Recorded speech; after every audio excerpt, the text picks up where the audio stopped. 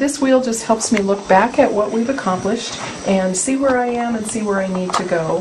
This first section talks to me about how we start testing and how we start looking at where our kids need to be, what kind of assessments we're doing with them. And then the second area is how to look at that information and help us establish where we need to go from there. And it starts me thinking about how I can get it to my kids and deliver it to the kids so that they understand it. The plan of action is really where the PDSA comes in, and it gives me a specific plan of action not only for myself but for the kids, so that they understand where we're headed and where we want to end up. The fourth area is how we monitor our progress, how we look at what we've accomplished so that we can know what we need to do next, and what we need to fix up, which in teacher talk is interventions. But for the kids, it's fixing up and how do we do better the next time? How do we look at where we've been so we know where to go? And then the fifth area, of course, is the last part of the PDSA plan, and that is to think about how we've done, see what we need to change, and then make those changes on the next go-around.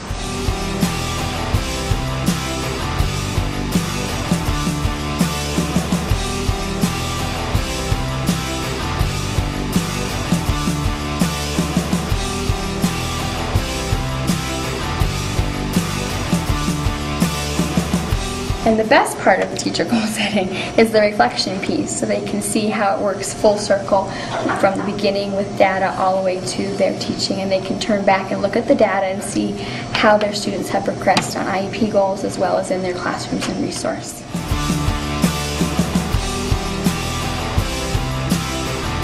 And I talked to my kids about how we could use a target to figure out where we were on our scores. We developed our mission statement with that thought in mind, and we actually got targets from the sporting goods store, and those worked really well. But we decided to collectively what our scores would be in each area. We have a hit it, a bullseye, a hit it, a not yet, and an ouch, which worked really well on the target. Then we use these paper targets to chart our progress on each goal. So we developed the plan, and then that's what went on the top of that target, and then worked out the rest of that part of it. And just week by week we keep track of the targets.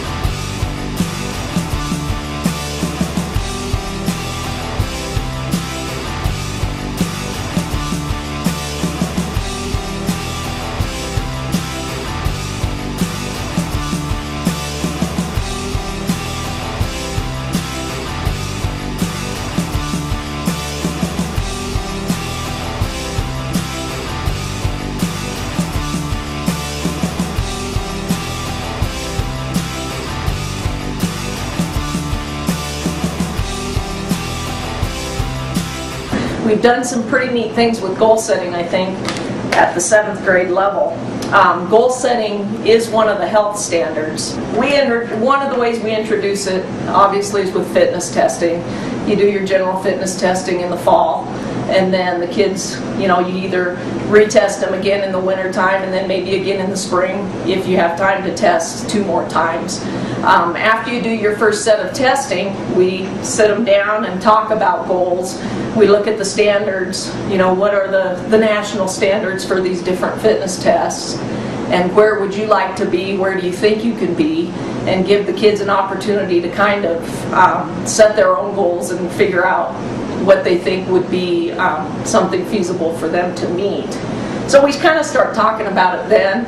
At the 8th grade level, that is part of the actual goal setting standard, is part of their testing then for PE and for health. So what we've done at the 7th grade level here at Centennial this year is incorporated pedometers into almost our daily activities.